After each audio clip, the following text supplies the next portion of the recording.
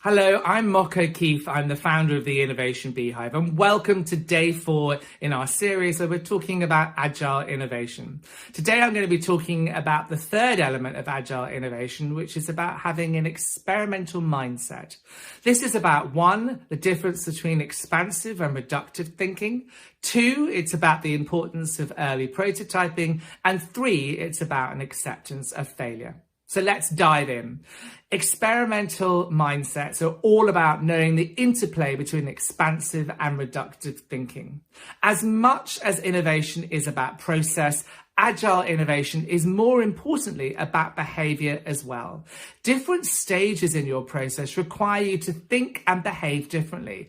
As you're gathering insight and trying to understand what the need, pain, desire of the customer might be, you're mapping the customer or end user's landscape. You're being really expansive. You're thinking, what's going on here? Then you're trying to define what the challenge is. To define that, you need to get more reductive before you then move into the idea generation stage, which allows you to be more expansive again. And then when you build your prototype and test it, you need to be reductive. So that concertina effect of moving between expansive and reductive thinking is a key element of Agile innovation.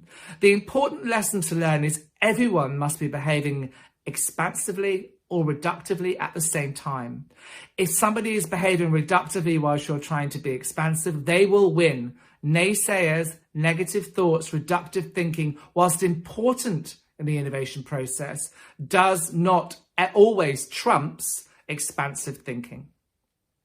The second element of experimental mindset is about bringing prototypes to market quickly. This is about taking stuff and experimenting and testing early on with end users. A great example of businesses that are able to do this effectively are startups. Eric Ries, in his great book, The Lean Startup, identified what they do so well with their scrappy prototypes. They build them, they test them, and they learn from them. They put version 1 out, version 1.1, version 1.2. And if you're going to develop Agile innovation in your organization, don't wait till everything's polished, everything's suited and got the right collar. Put a scrappy innovation out there early. Test it with a stakeholder. Test it with some end users. Get that learning and iterate it. Because the third element is accepting you will fail. The suppositions, the unconscious bias, the assumptions that you made right at the very beginning when you were putting together your challenge, when you were building your prototype, once put in the hand of your end users, will change. They will make it better. They will find workarounds. They will find hacks. They will find and show you things you never knew.